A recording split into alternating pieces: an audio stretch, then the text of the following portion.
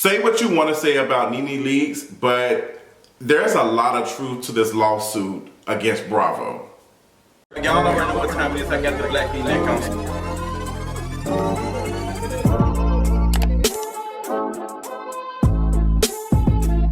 So what's going on, you all? We got to talk about this lawsuit with NeNe Leakes. She is filing a lawsuit against NBC, Bravo, and True Entertainment, who produces the show Real Housewives of Atlanta. Now, NeNe has been, she's been making some accusations. She's made some statements. This is a complaint that she's filed. We're going to talk about this. We're also going to talk about Real Housewives of Atlanta, the taglines that just came out, all things. So, girl, pay attention.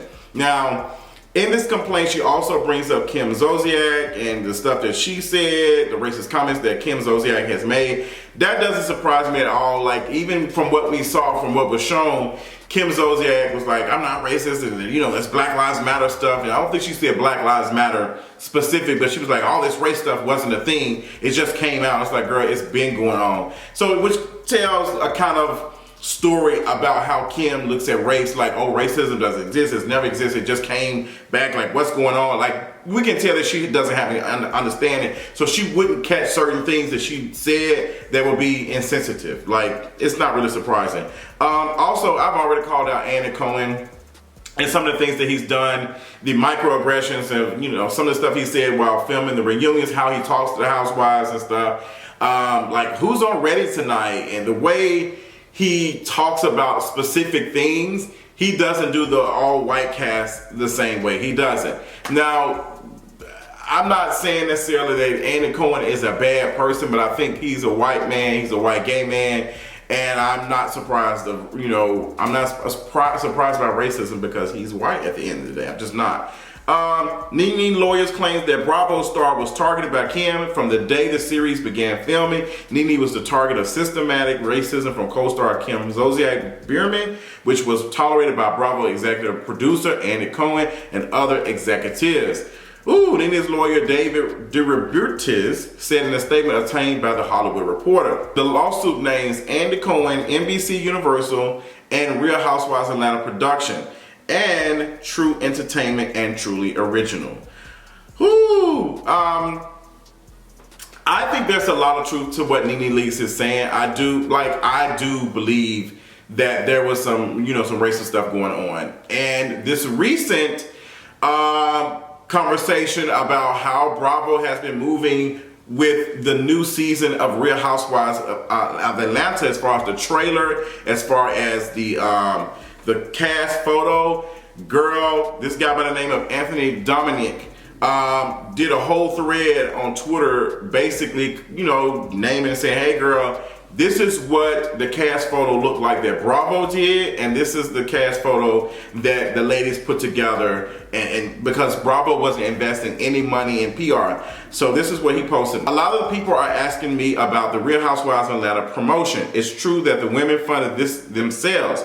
Bravo had nothing to do with it. In fact, Bravo had no clue they were doing it. The ladies felt they needed to take marketing PR into their own hands for the upcoming season. I definitely agree. Seeing the promotion, the trailer was ass. Like, the trailer was ass compared to all the other trailers of, all the other shows that I don't watch. Let me be honest. I'm only watching the black cast. I'm watching Real Housewives of Atlanta, and I may peek at Real Housewives of Potomac every so often. But I've seen the trailers for the other shows, Beverly Hills and this and that, even Dubai.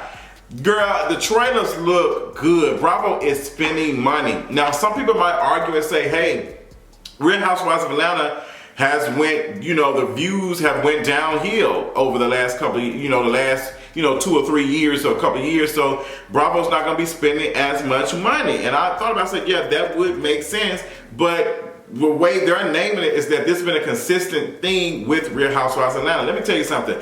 Real Housewives of Atlanta put Bravo on the map. There is no denying that. Real Housewives of Atlanta made it for these other shows. I have never even heard of Bravo. I don't know what Bravo was doing before Real Housewives of Atlanta, but it made me watch other content. Like, Andy's career would not be where it was at without Real Housewives of Atlanta, without these black women doing all the things giving promotion for these other shows. Like, that's what it's been given. Like, black folks have brought attention to Real Housewives of Atlanta. Black eyes, black entertainment. Like, that is the reason why Bravo has been able to do so well. So this is the second tweet that Anthony posted. Marlo canceled last minute. That's why she's not in the video promo, but was photoshopped into the photo. And honestly, I can tell, looking at the photo, it looked like Marlo is kind of gliding. The latest felt other franchises like Real Housewives of Beverly Hills get new promo photos, and theirs are refreshed every 3 to 4 years, and that's why Real Housewives of Atlanta stays top tier.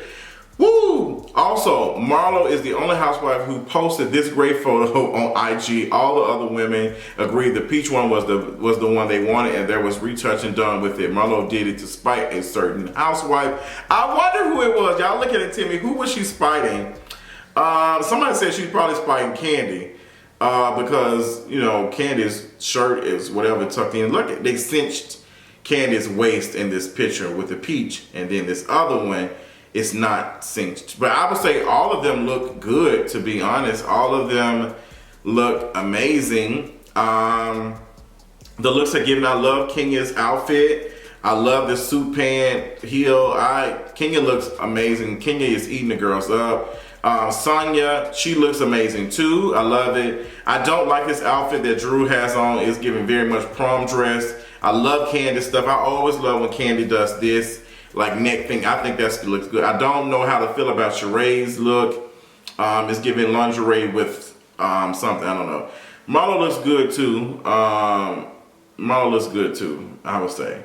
So yeah, moving on to the next. The ladies of Real Housewives of Atlanta also shot their own self-funded promo. It's coming soon. Y'all still get the Bravo one that is old videos of the returning ladies and the new videos for the new ladies. Again, took it into their own hands.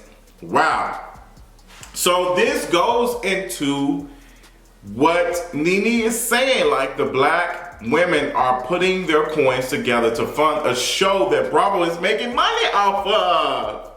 Sure enough, they're getting paid to be on the show, but Bravo is making more money having them.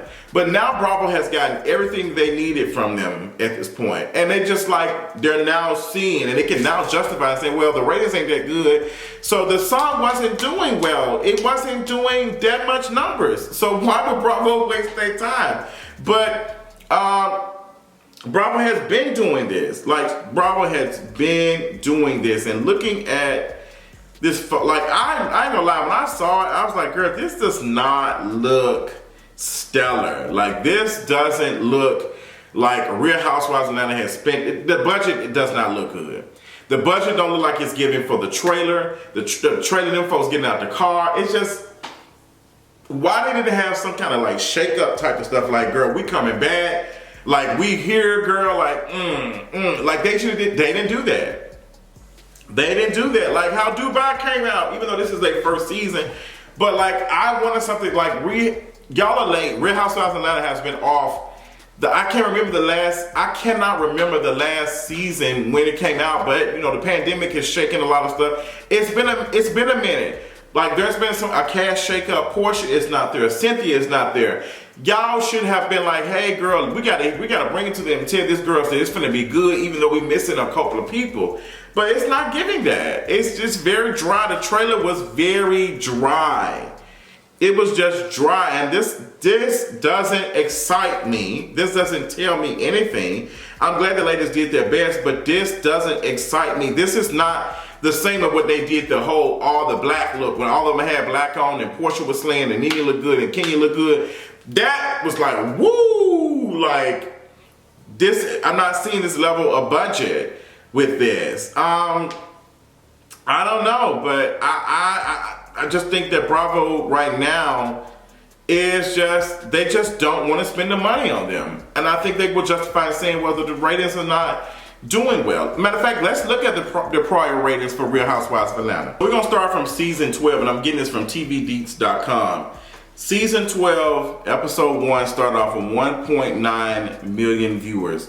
They were getting around 1.7 to 1.8, I would say, like average. And the first part of the reunion that aired, they got 1.6 million on a reunion. And when we come back to the next season, now keep in mind, The first episode of season 12, they had 1.9. Season 13 opened up with 1.4.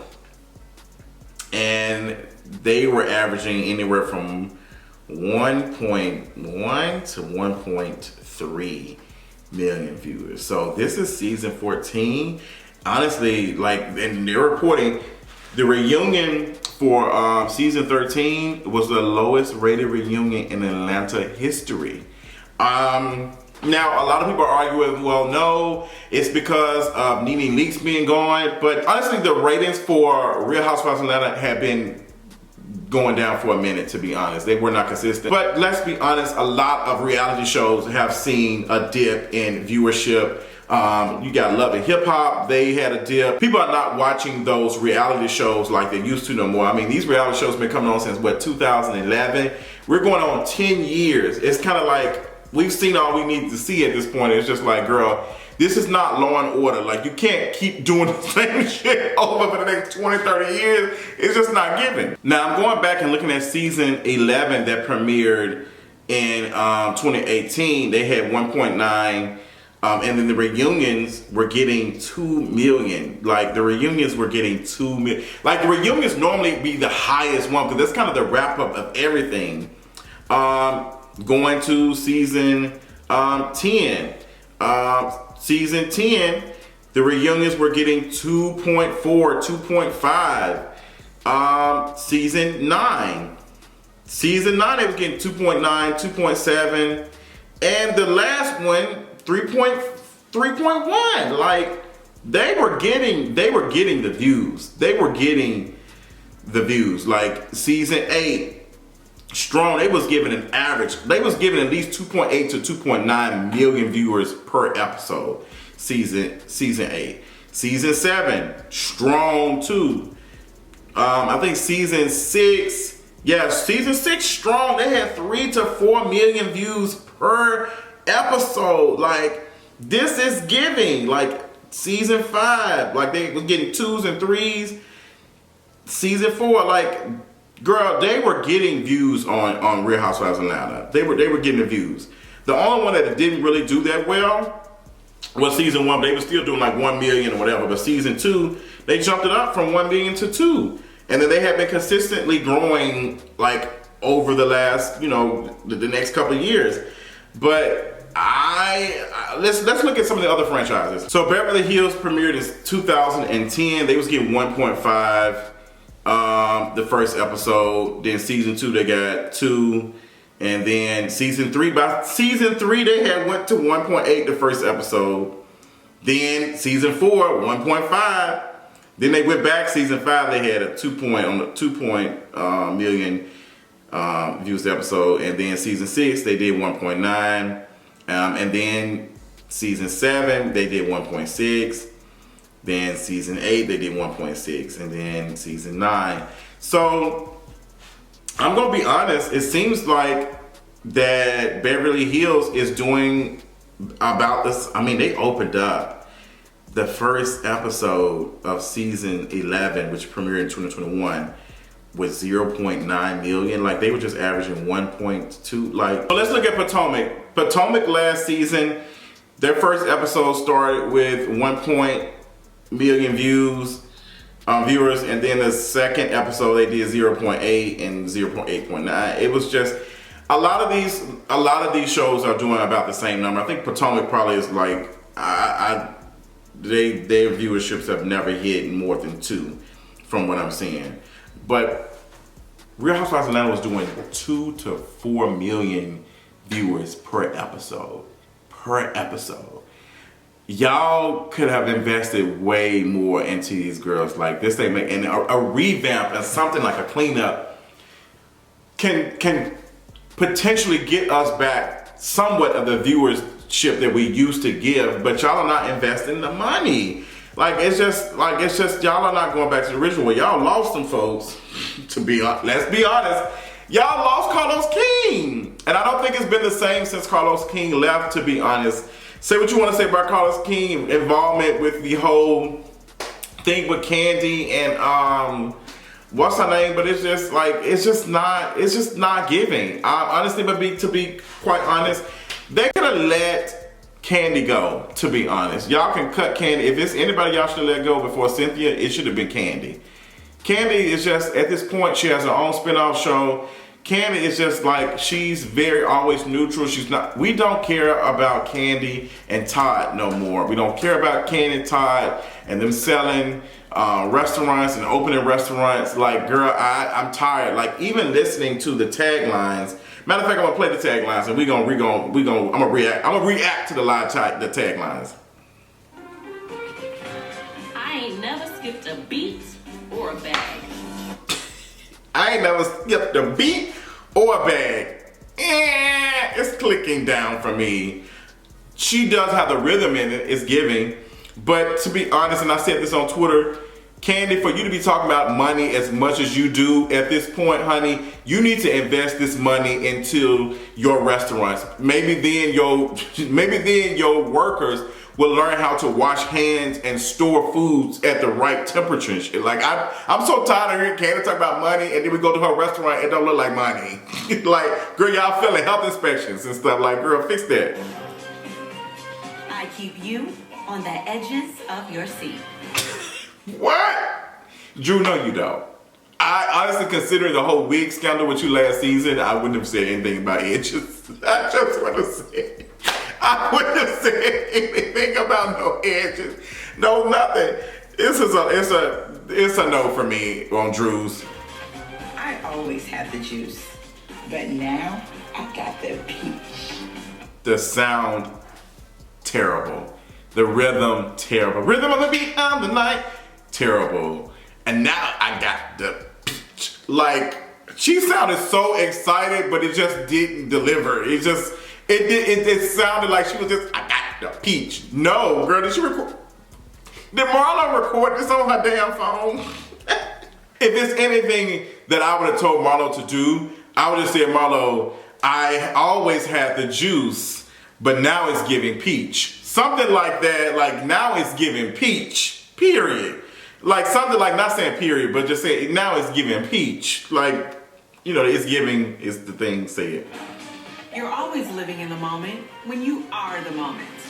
Kenya sounds amazing. It sounds like she's in the studio saying this. It sounds like that she knows it and she feels it. It's giving. I gotta listen to it again. Kenya sounds good. When you are the moment. Period. You are living in the moment. You're always living in the moment when you are the moment. Period. Loved it. Spring, summer, or September, I'm the one you always remember. Sheree, being a veteran, knowing, like, ain't it. Sheree sounds good. The rhythm is giving. She sounds good. Yes. I may be a rookie, but this isn't my first race. The rhythm is so important when you are delivering your taglines. Like, you don't, like, Marlo sounded like that she was rushing. It just sounds like she was rushing it. I always had the juice, but now I got the peach. Well, it doesn't sound like she's rushing. Listen again. It sounds like the cadence is too slow. Now I got the peach. It's not robotic. It's just not.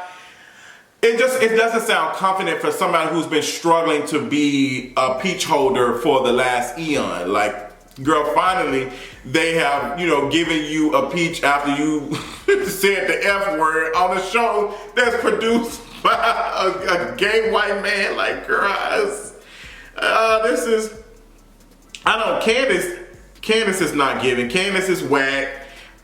Drew's is whack. Honestly, why is Candace the first one? No, you should have had a very strong one. The very strong one should have been Kenya. Honestly, the last three ate.